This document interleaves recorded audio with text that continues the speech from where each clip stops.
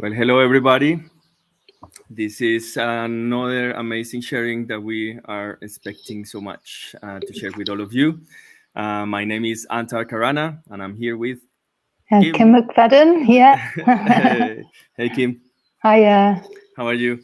We're so happy to be here. I'm in Colombia at the moment. Kim is in the UK, so we managed to do another link up. So thank you, Kim, for stay until the evening in the UK. Yeah, no worries. I'm excited to share and to hear Maureen and share together. Likewise. So thank you, everybody. Well, I'm the director of the Escuela Ancestral here in Colombia, Ancestral School. Today we're doing this really special session with Maureen Robertson, a dear friend as well, who has shared with us a very special video film that we've done. For those who haven't watched before, we've been producing these beautiful pieces of documentaries, short documentaries called Plantas Maestras, just like you see up here, which means master plants, with the intention of sharing not only, let's say, what is becoming so popular these days as master plants, like some of the important ones used in traditional ceremonies, but also to incorporate the different plant kingdom into our lives, and maybe to have a little glimpse to share with everybody, with all of you, of how to reconnect with nature. Mm-hmm. Mm-hmm. So yeah, we the latest video was about Vervain, which is one of the sacred plants of the Druids, and Maureen, who's got a beautiful farm in Portugal. I've been having the honor and pleasure to be a few times there. A really special place. So Maureen is connected today from Portugal, from her home, and she's going to be answering some of the questions that you probably have, or maybe sharing some more insights. So we're really happy to have you here. Hopefully you watched the film. If you haven't watched it, just stay here with us, and then we will, you will get into it as we go through. Just wanted to do a little tap onto Spanish, just because people who are watching this session is going to be translated in few days. So I just want to say in Spanish few words so people know that this will be translated. So please bear with me. Hola a todos, aquí cambiando mi cerebro a español. Bueno, los que están viendo esto, la sesión de hoy va a ser en inglés, pero una vez más, ténganos un poquito de paciencia. En un par de días vamos a tener esta versión subtitulada en español. Entonces, de todas maneras, los invitamos a que sigan acá con nosotros, y si no han visto el video, aquí está en la misma página de internet, ahí lo pueden ir viendo para que puedan interactuar. Muchas gracias. Okay, so I think let's invite Maureen, who's somewhere around here. Is there anything you wanted to say, Kim, maybe just before starting? No, just basically agree with what you're saying. There's such an exciting thing to share, and there's so many amazing plants out there, and the more people we can connect with and listen to maybe their major allies, then we get to broaden our horizons. So we can all help each other on this path, and it's really exciting.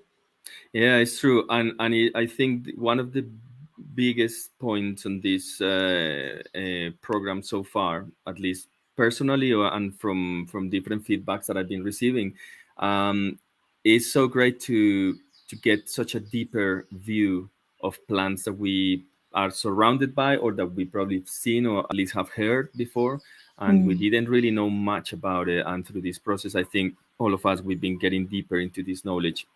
And even for something such as important, for example, some of the plants that we spoke in the beginning with, for example, with corn, knowing that it's such an important plant for this territory, and how beautiful is that people get to know more about their own territory, right, through the plant kingdom.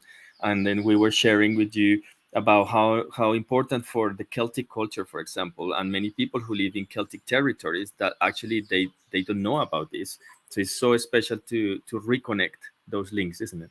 Absolutely, yeah. And I think that you can know a window of a plant, especially if you're working seasonally, or maybe you don't know anything, but to have someone there to expand it and help you to realize that it really goes really far back, or the plant goes far back in your ancestral lines, then that becomes really exciting.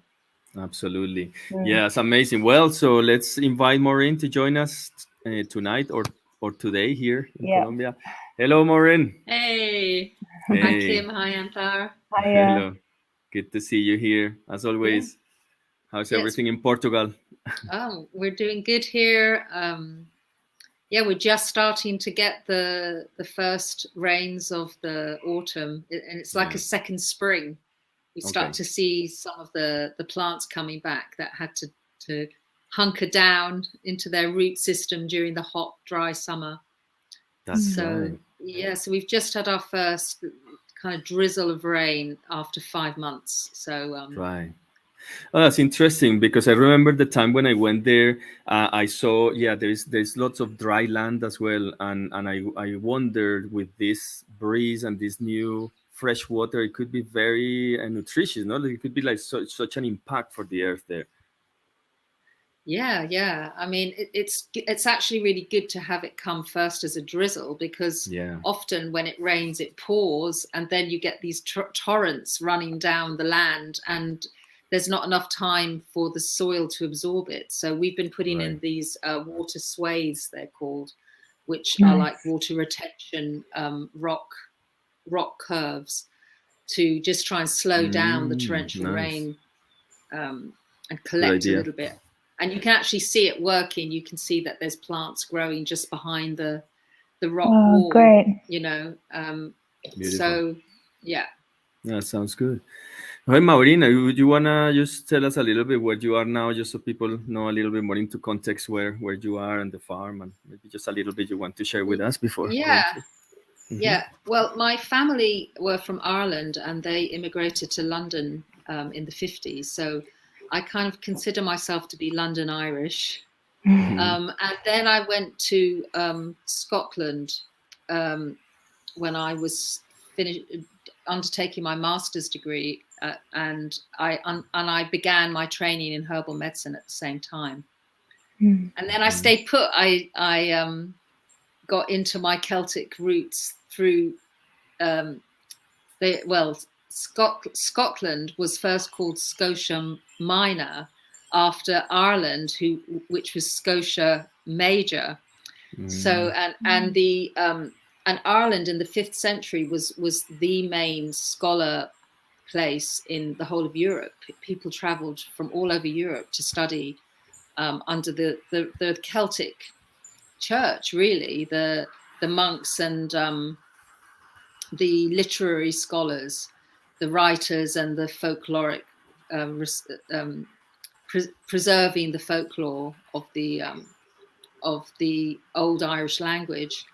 And there's many stories right up until the beginning of the 1900s, when W.B. Yeats wrote, the famous Irish poet and playwright, wrote what was called the Celtic Twilight. And that was a culmination of interviews he'd done with people who had first-hand experience of seeing the fairies and the little people. And so there was still this strong connection to the elemental beings, and how they were often found under certain trees. You know, and the hawthorn tree was a definite tree of the fairies. And it was unlucky to burn the wood of the hawthorn.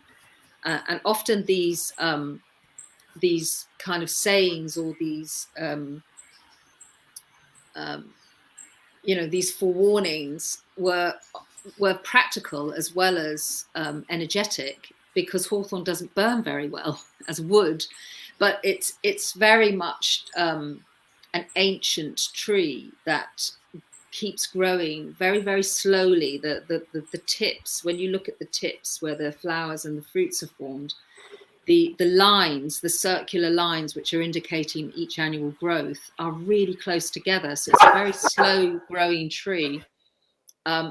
And there's going to be lots of memories across different generations of stories about people sitting under that tree, or playing under the tree, or collecting the Mayflower. And so I really love how the folklore kind of protects these stories that kind of also share about the archetypes that we find amongst ourselves. You know, we're all made up of the elements, and so we have hot, fiery constitutional types, earthy, salt of the earth people, hardworking, practical, very emotional, soft, fluid, watery types, and then the air types that are very wiry and very creative, and kind of the channeling the creative impulse. So we see ourselves being predominant, having these predominant elements at play. And then we see that in the plants as well, and we see it in the trees. And so from those elemental qualities, you can build up not just the physicality aspects, but psychological aspects and characteristics and temperaments, you know. So a lot of the folkloric stories weave in these aspects that take it beyond just a herb for this part of the body or for this ailment, or, you know, it's much more whole and wider and deeper and richer than that, because we're not just our physical bodies, we're our mental bodies, our emotional bodies, our spiritual bodies. And so it's really nice to see these aspects being woven into the whole when you hear about folkloric stories or fairy stories even, you know. So I love that. Yeah, totally. I think that that's, in fact, you're making me think that that's one of the things that are highly said here in Colombia by the elders when they speak about the point that when we lose our traditional songs, our traditional dances, and our traditional languages, we are really in danger, because it's through these sacred and simple ways of art that people were actually honoring life and honoring everything that used to happen in such a simple, easy, digestible way, that we probably, because of the modern times, it's gone into the complete, been forgotten. And I think they hide lots of these important secrets and sacredness, no? Like just by listening maybe to a song that might sound very simple for these days, but actually, if you hear the lyric, might be a poem that is telling you so much about something, no, such as a plant. So it's very, very special. And the traditional witches casting their spells as they're turning their spoon in the cauldron, those spells were very often listing the ingredients of a particular preparation, how much of each, and also how long you would cook it for. You know, so the number of times you're stirring, or the number of times you're repeating the spell is also how long it needs to be infused or macerated or whatever. And of course, you're chanting the intention. You're chanting the intention into the preparation. And if you are making a medicine for a particular person, that you actually have that person in your mind while you're chanting and incarnating into that preparation a healing vibration for a person. So there's something quite magical about that. And if you factor in that, if you've also collected seed, grown the plant from seed, nurtured it through its growth period, had this interaction with the plant, so that and the anesthesia method from Russia, that you would even like put the seeds in your mouth to imprint your DNA into the plant, and makes it so much more potent medicine if it's because it recognizes you. So that's also there's all these techniques of just potentizing the remedy at every stage of the way. And when I'm sowing seeds, often I'm singing, and if I know or I'm playing music, I'm playing some sort of a recording if I'm not singing myself, or I'm doing both. And it's something that really has to come back to support the elemental beings, because I think they don't know where they are anymore, because their habitats are being destroyed so rapidly. And the elemental beings don't have their place anymore, and they're retreating from us humans, and then we're losing a whole dimension of human living by not having these interactions with these unseen elemental beings. And so the singing, when you're working with plants, is a really vibration of security and recognition and familiarity of the elemental beings that you're calling in and that you're acknowledging, so that they can respond in a safe way without feeling they're going to be ripped out of their habitat. Yeah. And so this is an important part of the medicine music as well that we're not so aware of. We're focusing on ourselves and receiving the healing from the medicine, but actually the singing of the sacred songs is what it brings the plant into from the etheric dimension where all healing takes place and where everything begins and ends. By connecting with that dimension through the vibration of sound, either rattling or drumming or singing, it creates a safe stage, like a platform. You're creating a theater in which something can play out, and the elemental beings are an important piece of that.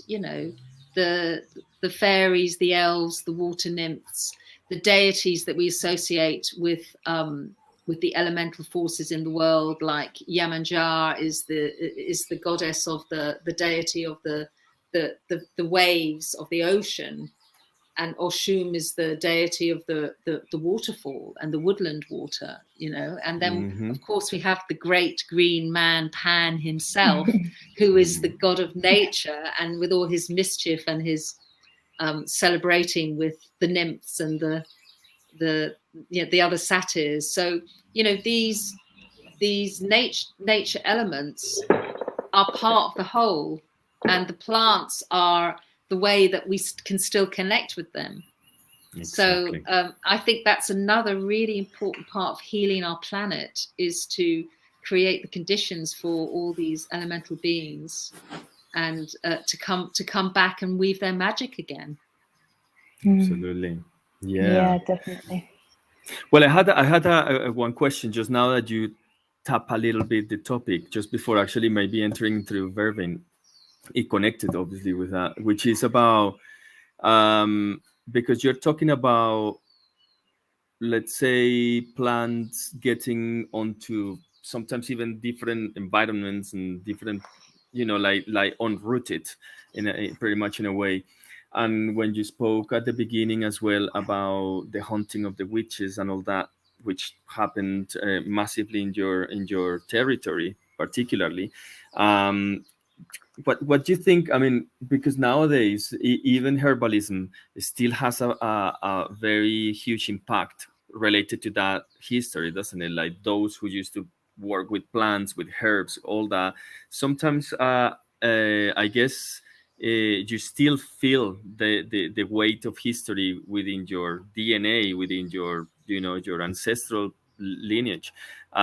So for those people who probably are watching this, what words could you maybe complement on that? How does that relate, and why was it seen so badly at that time? I mean, not to go so deep into the history, but just something briefly onto what's that old herbalism practices, and compared to what is happening today, how could we link them? What is the link between the two worlds, the modern and the old one? Well, I think what's really coming out through herbalists is the reclaiming our cosmic connections through medical astrology. And when you think that up until the 1660s, around the time, just after the time of Culpeper, or leading up to the time of Culpeper, to be a physician, to go to university, medical school, you had to pass the exam in medical astrology, because that was an integral part of diagnosis. And then, of course, with the age of the Enlightenment and the paradigm of science coming in, everything was to be simplified into a mechanical thinking patterns. And this made it quite convenient, therefore, to separate our physical body, which is mechanical, can be explained from pure mechanics, is separate from the spiritual body. And this had a twofold effect, because the church was very powerful along with the state. So it meant that the physical body had to work for the state, and you had to pay your fief, your levy to the landowner or the king, and then your spiritual body was tended to by the church. And so there was this split in people's lives as well as in the policies that were being put forward. So, if the physical world is separate from the spiritual world, then you can rape and plunder the physical world, and there's no consequence because it's not connected to any spiritual energetics that's going to come back on you. Yeah. So part of the Age of Enlightenment was really the green light for beginning this exploration and ravaging of the Earth's resources. And then, of course, the Industrial Revolution really accelerated that out of control. Now we're still reeling from the effects of that. But when I was studying herbal medicine, the biggest impact I realized there was from the witch hunts and the loss of the knowledge or going underground at best from Europe was when we started studying about birthing herbs. And of course, the midwives were the most threatening form of native healers to the church because they're dealing with life itself, and so they had to be controlled as quickly as possible. And the knowledge of European birthing herbs has almost disappeared. All we really know about is raspberry leaf tea or lady's mantle, but the actual hardcore birthing herbs that were contraindicated throughout pregnancy, they only came into their own if a woman was struggling in the birth process itself.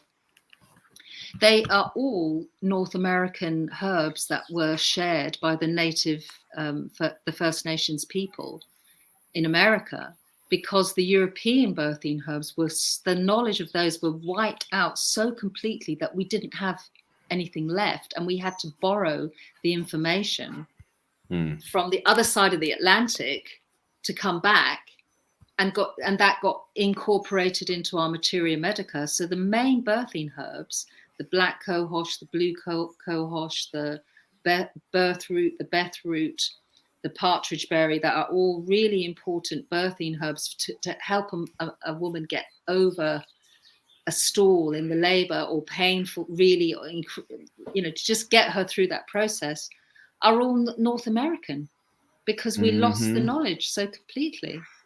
I was really shocked when I realized that, just how totally invasive that was to local healers' knowledge.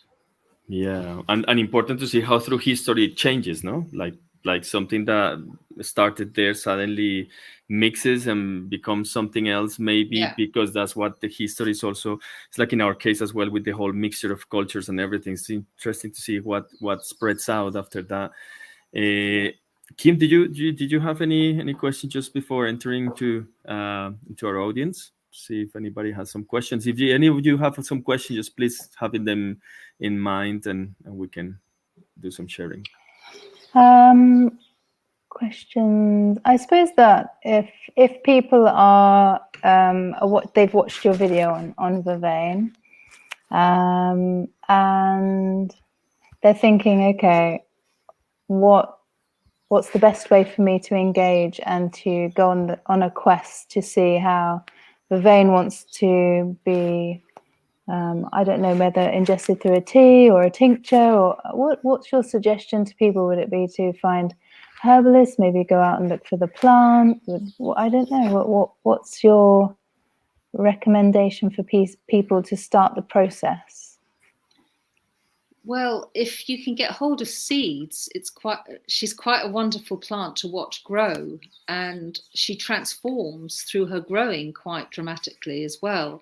So, for example, the main form of the plant, the part of the plant that really gives the virtues of the oops, sorry. That she's jumping about already, but the main virtues are found in the young spring leaves, and she's a perennial plant. So once you've got her in the garden, not only will she keep coming back from the rootstock every year, but she will spread her seeds that she's been forming like for months and months over the summer. She keeps going all summer long, producing more and more flowers and more seeds. So you see this difference between the growth. So in the spring, you've got these quite fleshy, soft, aromatic leaves with a slight hint of purple through some of them, and a reddy purpley tint to the leaves. And these are really quite soft to drink the tea of those. They're quite soft, and you really get the Venusian quality much more through this young spring leaves. And even though the aromatic bitters are there's also more of a softness, and it's much more palatable. But if you keep going, if you let the plant keep going and wait until it's like it is in the video there, with these long, very fine stems with multiple flowers and seeds coming through, then the bitter taste gets magnified much more. So if you leave it too late and the leaves are starting to die back, and it's all in its aerial parts and it's growing flowering tips, that's a much more challenging form to take Vervain in, because the bitters are really very, very powerful at that point, to the point that the transformation impulse from the flowering tips is more about purging. You know, you can if you drink a couple of cups of that really bitter flowering tips, you'll start to feel a lot of movement, and if you have a phlegmy or a wet or an excess accumulation, you might find yourself being nauseous and vomiting that. You know, so she really is much more pokey with the flowering stems, but that might be something you want. You know, I mean, I've done detoxes, and that's what I've sought out, because I know I need to clear out and really get all the liver and the bile moving. You know, and it moves up and out as well as down and through the liver. So so it has its own place as well. But it's worth knowing that that the main time to harvest is in the spring, when the leaves are really very soft and quite fleshy in a way. And that's when you're getting much more of a roundness and a softness and a holding, which is much more of the Venusian quality, because Venus is you know, she's receptive, she's relaxed, she's lying back waiting to receive, you know. And so if you have too much Venusian quality in your body, or in your constitutional type, or in the parts of the body that are ruled by Venus, then you might have like an over relaxation, you know, which we might see as something like a prolapse, or just like the mucous membranes producing too much moisture and you're getting runny nose, or, you know, so that's when you might want to bring in something that can firm up those boundaries, because they've got too relaxed. So many of the Venusian plants are either very soft and relaxing to support that, or are quite astringent and bringing in tightening of over-relaxed boundaries within the tissue type. And that pokey flower will certainly release excess accumulation or you know, excess moisture that has come about through over relaxation of certain organs or tissues. Amazing. So it's quite useful to have that knowledge of what's happening at the beginning of the growing season and the qualities, the medicinal virtues that are coming forth then, and to know that that's when you really want to harvest. That's when you want to really gather as much as you can for the rest of the year. And she's so abundant. You know, I've never been able to make any impact in any of my Vervain stands. And not that you would want to when you're harvesting responsibly. You know, especially if you're wild harvesting, you make sure you take less than 10% of what's there, and that you shouldn't see where you've been. You know that but that's the knowledge that I think is useful for someone who's just starting, is to try and get some seeds and see if you can grow your own. And if you do find wild patches, or you know somebody has got some in their allotment or garden, springtime is the when everything's coming up lush and green again. That's the time to go and harvest your Vervain. Nice. Super. Okay. Well, I have one quick question. Yeah, is that so? Say somebody wanted to grow this plant in a pot. It's very suitable for pot planting. Yes, you could definitely grow it in a pot.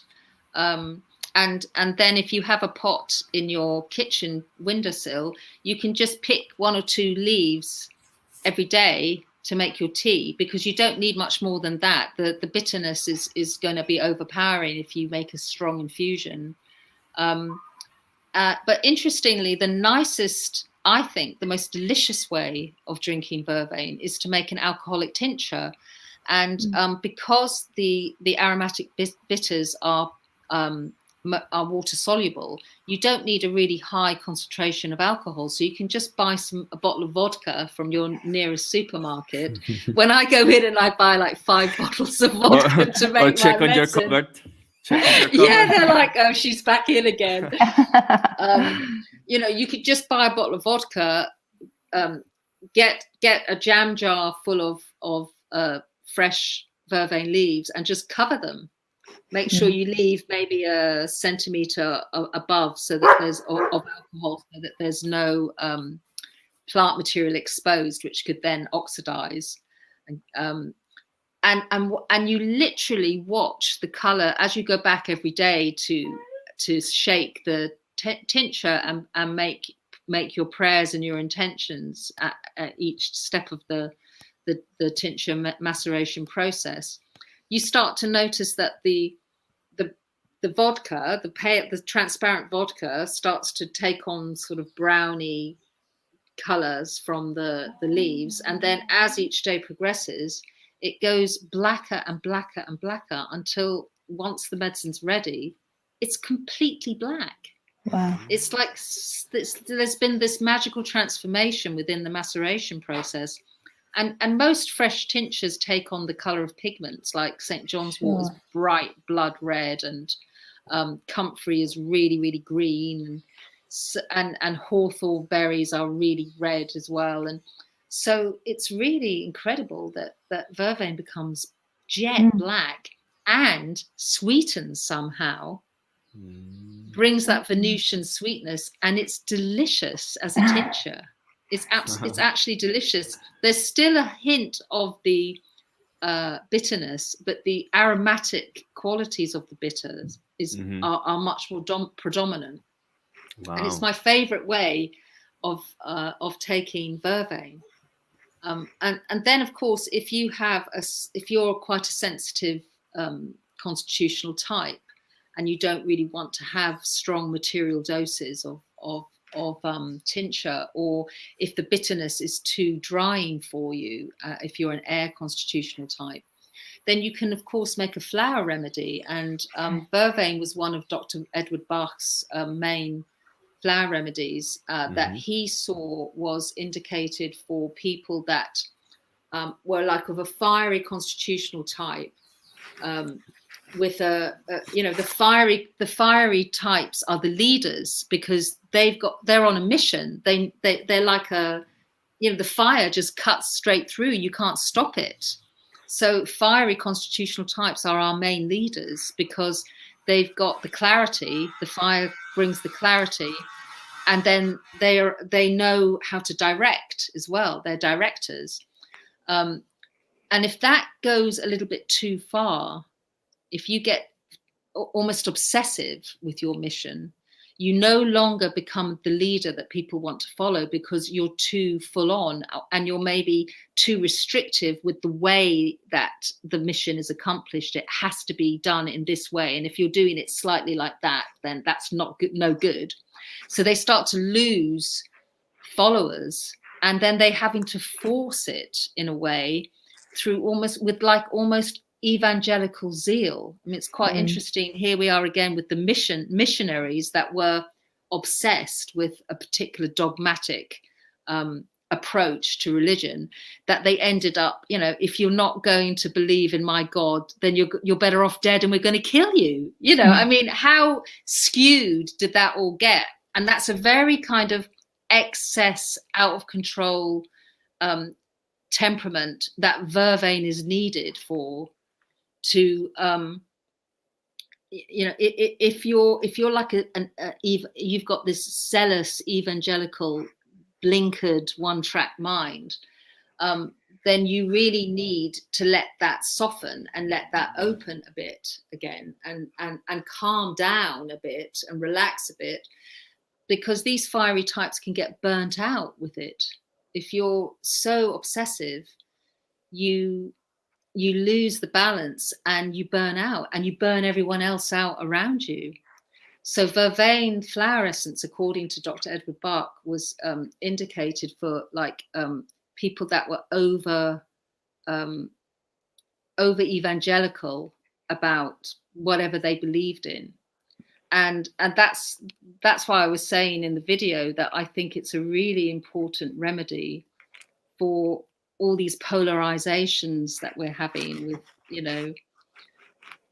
not from climate change activists to climate deniers and anti-vaxxers and pro-vax. We're in such a polar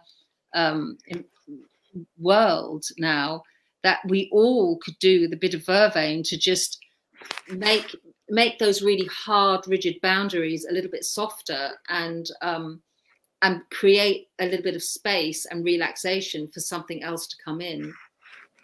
So the flower remedies are good for real burnout, nervous exhaustion, fatigue, because you're so stuck in a groove that gets exhausting. If you're just expending the energy in the same way, you're going to deplete that part of you instead of spreading the load,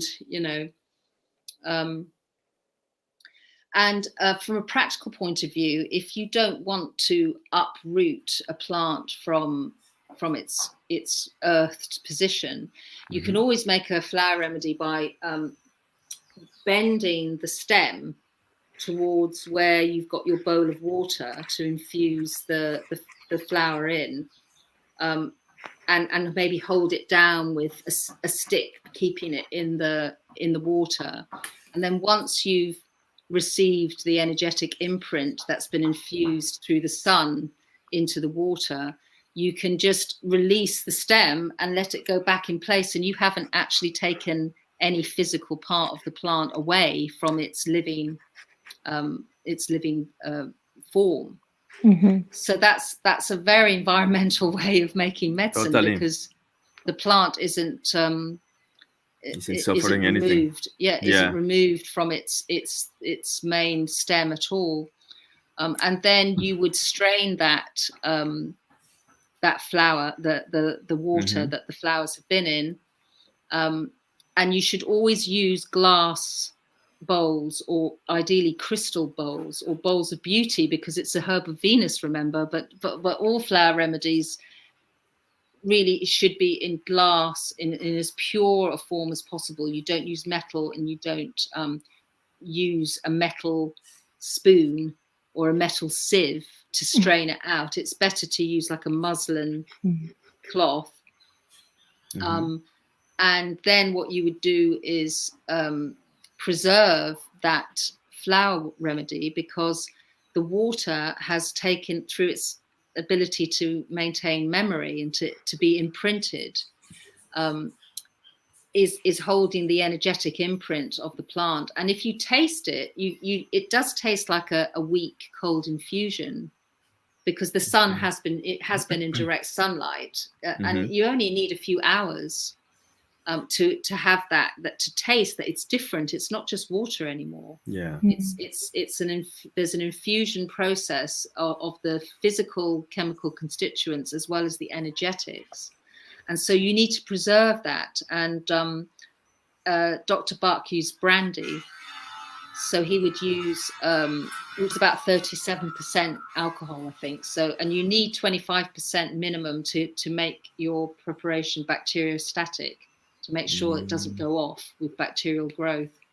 So you just could make like 2 parts of your flower remedy to 1 part brandy. And then you do this wonderful process, which is to potentize your remedy even more.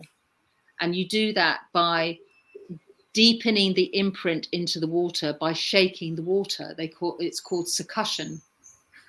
So you agitate the water, and that drives the energetic imprint and the message deeper into the water molecules. So you're making it more energetically potent.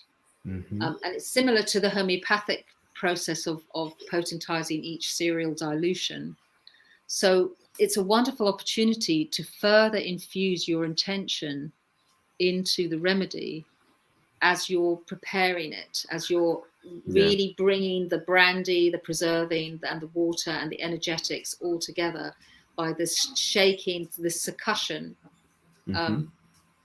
And I tell my patients and my students, if you shake it 10 times and then hit it on your hand, or Hanuman used to hit it on the Bible, or you could hit it on your favorite herb book or something, or your favorite CD or something that you're wanting to bring in this energy. So you're shaking it 10 times, and then on the 10th time you're hitting it, and you do that 10 times. So you're shaking it 100 times, and you're holding that intention whilst you're doing that. To really, really potentize the energy of that medicine. And by you making it yourself and potentizing it yourself, you're imprinting your own energy into it as well. And so it's a super powerful way of making preparations that for that individual. And I would usually get people to do it for themselves, because otherwise they're getting my energy in it. And it's important that they take hold of the reins of their own healing and step up to their own manifesting their own intention by working with it and attending to it and bringing it out of the ether in their ideas and into this physical, manifesting it 3D dimension. I think that has a lot to do with the ancient preparations of most of the medicine, basically, for not to say all, which is a highly important thing, especially for these times of change, isn't it? Which is the time where we get everything from shops, and not even from shops anymore, just from a screen. You just order it and it gets to your home. So it's very difficult to really link and to take what you just mentioned about the potency of a remedy when it's been imprinted with a purpose, with a vision, with an intention, with all these things. And when we receive these things from who knows from where, is an important link that we're missing. And sometimes even by creating these preparations, because sometimes when we are skipping the importance of the actual intention of their purpose, maybe occasionally it could be like, I just need to sell this a lot. So by selling, you are imprinting that thing, which is not bad. Selling is not bad, but if it's the only thing that is imprinting this medicine, maybe it's like this needs to be sold a lot in order to have a good profit and to be profitable, basically. So in order to do that, we need people to have a lot of this and use it a lot, maybe without taking into consideration what they're actually doing, and then such things such as addictions and things like that can begin to sprout from the use, from the practice, because it is no guidance, there is no understanding of where this comes from, and I think it's a very, very important link that we see so much lost in these changing times. So Maureen, I was just going to say that the video and the sharing that you shared with us, it really was an invitation back into relationship, and I think that's what, as we can cultivate as much relationship and connection as possible, and seeing the different ways, like with the crown and the threshold and all the different ways that we can connect and see and form more ropes of relationship with this really amazing plant. And for that, I'm really grateful for that inspiration that came through from the video. And I think there was a part, there was a whole section of filming which just was too much material to include in the short clip. But there was a chunk of filming from inside the dispensary, and I have a little altar in the dispensary. And I had my jet black Vervain tincture in this beautiful crystal decanter on the altar. And I talked about how the Druids would use the Vervain, because it's almost like a thin, it's like a switch, it's like a thin broom. They would use the Vervain to clean themselves energetically, like a dry smudging. Olympia. Yeah. And they would also clean the altar with the stems of the Vervain. And if they had any ritualistic tools, like the Druids would have their golden sickle to harvest their herbs, and specifically mistletoe, because gold is the metal of the sun, and mistletoe is a solar plant because it flowers at the winter solstice. You know, that's such a strong solar energy at the time of year when the sunlight is at its lowest level. So if you had ritualistic implements like that, you would clean it with your Vervain as well. So these energetics are really, these magical plants are really important for, we wash our bodies in the shower every day, but we don't clean our energetic bodies with high vibrational essences, whether they're a plant, aromatic, high vibrational, high volatile oil content plant, where the vibration is really very high and very very pure and very vibrant. And you can substitute that with the sonic vibrations of a bell or a Tibetan bowl, or all the wonderful sounds that Anthar would be making in a sound journey, for example. All these, and anything that's producing a high vibration, and smoke also. That's why smudging, the vibration of the smoke is like, it can pull down heavy vibrations with it. It can kind of pull them down and earth them, as well as the smoke carrying the prayers. It's doing two things, because it's you see smoke swirling, and then it can fall as well. It can like bring things down. So these practices are really important, and just like taking medicine and doing these kind of like clearing practices, consistency is key. You don't just do it once. You don't just take one cup of Vervain or a few drops of the essence or one or two doses of the tincture, and you think that's going to be it. It's consistency. It's taken us a long time to develop these bad habits or these negative habits. You're not going to cure your mental patterns with one dose of a plant or one smudging of your body. It's a practice. We talk about being herbal practitioners, and that we have a herbal practice because we're doing it. You know, we're doing it as a practical tool in a practical way in a daily, as a ritualistic, a daily ritual.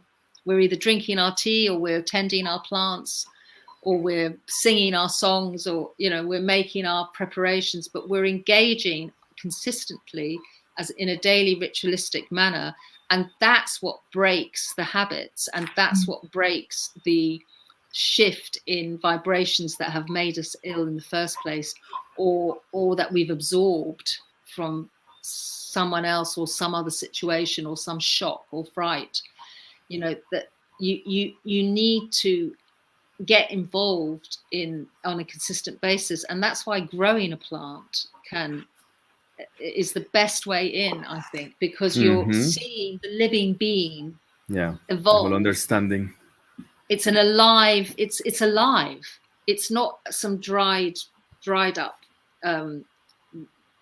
leaf material in a bag, and it's not some brown liquid in a bottle. It's a living being in front of your eyes, and displaying their characteristics, which give you so much more information. You know, airy vervain compared to some really heavy, dense marshmallow or marshmallow root. You know, that's like really thick leaf and large leaf and moist. You know, so they're telling you how they are and what their qualities are by just observing how they are in the world.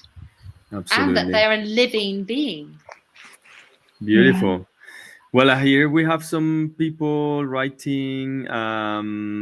Well, some saying hello, Jimmy Rodriguez from Bogota. We have also Nicola Mole. She says the rowan tree here in Scotland is also very special, ancient tree. Not sure if it grows anywhere else in the world. Maybe if we have some time, maybe you can share something about that. Henry, hola brother, Henry Bamon from here from Bogota too. He says, can we eat it on a salad? You can do as like an aperitif, as a bitter leaf salad, especially if they're the younger spring ones, then they're a little bit more palatable. But as it gets older, the leaves get more bitter, and as it goes into flowering, everything's much more bitter. And the leaves start to die back to give way to the flowers. So, if you want to stimulate your digestion with bitter salad leaves, you could. Right. And what would be the right, let's say, amount to eat it just like that, like raw? How many leaves would you put? Not very many. Not very many. Yeah, maybe you just chop it. Yeah, chop it up finely, and maybe 3 or 4 leaves is going to be plenty. But you could put in wonderful other aromatic herbs like melissa, the lemon balm, mint, basil, parsley, dill leaf, fennel leaf, coriander leaf. You could be putting all these in with your salad. Yeah, we're getting hungry here. Yeah.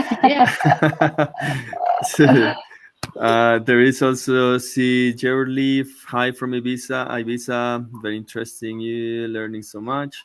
So thank you, Sid, for your comments here. And the rowan tree, just to answer. I can't remember I can't remember. Oh, Nicola, thank you. Yeah. Certainly she grows in much of Northern Europe, so definitely France and Germany, and not so much here on the Iberian Peninsula. I haven't really seen it, but hawthorn does grow here in wet valleys and further north. But the rowan tree certainly is in Ireland and Northern Europe. Super. Maureen, I wanted to question about, no question, but like there was something so special as well as many parts of the documentary, where you were showing us how to weave a head wreath. A head wreath, exactly. Yeah. So just thinking about, because we've been talking a little bit about history. Actually, we've done really great because we have tapped in the history, we have in the health side of it, the physicality of it, the spiritual side of it. the relation to historical roots and everything, and plus even like recipes. So I think we have spoken about beautiful things about Vervain today, and I wonder if you could tap a little bit onto that head riff, because maybe that's something that people can also, I mean, maybe to share with us the symbology of it, and what people can take for these times of change, and actually season change, and all these changes that we're passing through, and maybe maybe something else that maybe sprinkle on salad, doing the tea, doing the tincture, and maybe just doing preparation for this. So it'd be nice to have a little word on that. Well, I think if you're entering into some sort of ceremonial celebration, that is either signifying the change of the season, like we're having now. We're moving from the autumn equinox, and the next sort of festival celebration of the wheel of the nature, the annual year, would be Halloween, which was actually the Celtic New Year, because that's where they saw the end of one cycle, because all the plants would be dying back. And that's when you'd have your bonfires to burn all the old leaves that would be starting to go moldy in the humidity and the dampness of the late autumn. And so the beginning of the new year was at Halloween, or All Hallows Eve, which was really celebrating the ancestors with the All Souls Day and All Saints Day and the Day of the Dead. Mm-hmm. And the beginning of the Celtic year was when you started setting your plans for what was going to come in the next turning of the season, the turning of the wheel. So it was very much about going deep into your intention, and pulling in all the things you want, you're wanting to sow the seeds of. And that's why it's the beginning of any process, and the beginning of the growth process of plants and us and all living beings, is that when the seed gets planted. So making a wreath like that could be really kind of bringing much more force and strength to a celebration like that, a ceremonial acknowledging of crossing a threshold, whether it's from a season of nature, one season to the next, or a season of your life. If we were honoring our pubescent teenagers, we could be making a wreath like that for them.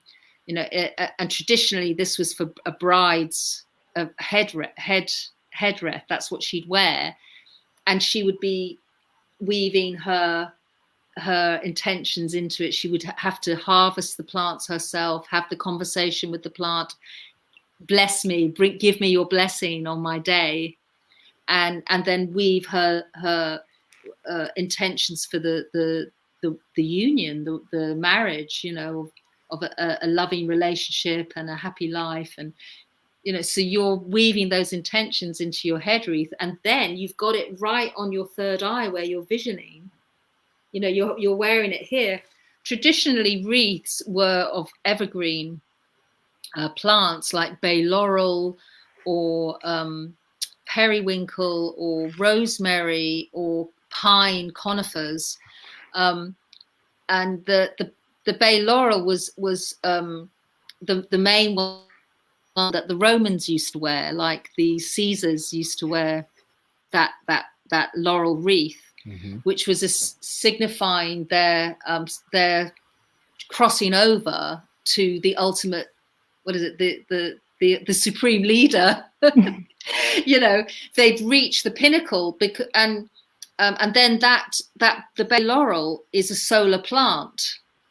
It's ruled by the sun, and the sun is like the king. It's the center of the solar system. It rules the heart, which is the center of our body. So the sun signifies the king energy, which the ruler energy that is giving life and giving vital spirit and vital force to everyone. With their, a good leader and a good king makes sure nobody goes without. It's interesting. It's interesting how the wreaths, the evergreen wreaths, turned into gold crowns. Mm-hmm. And gold is the metal of the sun as well. So, you know, it's really important, this aspect of putting something around your head is like really charging your you know, the most energetic part, the most electrical part of our system, and where the third eye is, where the pineal gland is, and where the pituitary gland is, which governs the whole of the hormonal system. So it's a really powerful thing to use these, to create these reads and bless yourself. Mm-hmm. Bring Thank blessings. It's really special here. Well, we are time-wise nearly ending, but maybe if there is any quick answer to this one, Maureen? Sid, yes, definitely Vervain will grow in Ibiza, for sure. Mm-hmm. Beautiful. Probably is growing wild. Probably is already there. Yeah. Okay. Oh, well, so anything else, Kim, maybe you wanted to say? No, I think it's been such a rich, beautiful sharing, and yeah, it's been really wonderful. I don't really have anything left to say. Just thank you, Maureen, for everything that you've shared with us this evening, and for bringing so much of a depth and of knowledge and wisdom with connection and working with our beautiful plant allies. Mm-hmm. Absolutely. Likewise, and I wanted to acknowledge I have a few different links here just for those who are here watching us, and you probably want to surely want to go and see some of Maureen's work. Let me just finding this here. Okay, so first links I wanted to share is this one. So the herbalpath.net, where you can find, that's the website, Maureen's website, where you can find different courses and different tuition that she runs through the year and different material. We have done together some things with Maureen there, mixing also like the whole ancient sound added to the plant kingdom and all that, which hopefully we will do when this all this traveling is finally allowed. We had to cancel our latest one, and so there is also this one, which I guess is your Instagram and Facebook, maybe. Yeah, and that one's got, that's my Instagram. That's got lots of the native plants here that are so abundant during the spring. I'm doing a different plant every day because more and more are coming up. So that Instagram page is actually quite a good resource for native plants here in Southern Europe, in Portugal and Southern Europe. But I do have some of the cultivated plants that you find everywhere in Northern Europe and indeed over on the other side of the Atlantic. So it's actually quite a good resource. I always give the Latin name and some extra information that people can take further from there. Beautiful. And then the last one is from Maureen's. This is your YouTube channel, the Herbal Path Portugal. Yeah, if you just put in the Herbal Path Portugal, that's got demonstrations of making remedies, making different preparations, and also our music, because my musician partner and I have produced a CD, and so you know, the vibration of the voice as medicine as well is there's some samples on that YouTube channel as well as the plant stuff. Excellent. Well, Maureen, thank you very much, and I think just the last word with you all, guys, apart from thank you for being here, supporting us, watching this, and all of those who will watch later on with the subtitled version, which is actually what is moving down there. Is just saying basically the subtitled version will come up in the next few days. So thank you, everybody. There's some more people writing here. Ana, Filipa Alves, thank you. Nicola, so fascinating. Thank you. Well, everybody just sending their gratitude. And also wanted to share with you guys maybe this extra link, which is just to remind you of where to watch Maureen's film and also the previous films that we've done. We still have few more films coming up in the next few weeks. So we're going to continue sharing with you every Tuesday at 2 p.m. Colombia time, 8 p.m. UK. We're going to continue doing these different sharings, and also we'll have some more Q&A with different guests and things like that. And very, very soon we're going to have the next, let's say, chunk of films coming up. So in the meantime, yeah, please do visit this one, Escuela Ancestral Colombia, which is Ancestral School in Colombia.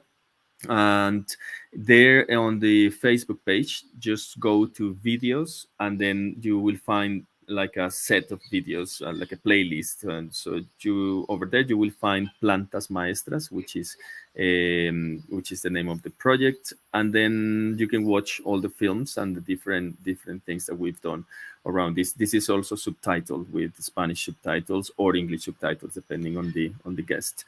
So yeah, thank you everybody. We hopefully are going to be doing more with these films. We are working and putting together some ideas to get the Patreon website done as well, where we are going to put this material. But hopefully the idea is that we are going to have different extra material that you didn't see on the films. And this is a way that we are finding for supporting ourselves and supporting the whole team that is involved in this, because once again, we're doing this from love. We are basically doing everything like volunteer basis here in Colombia, in the UK, and plus in Portugal. So this has been a huge amount of work that we are actually looking for ways of financing also our work, so we can continue producing more films in the future. So we will hopefully publish this Patreon page on the Escuela Ancestral Colombia Facebook page. And yeah, so thank you everybody. Really, we have thank you for being there, all of you who I can see have been staying there.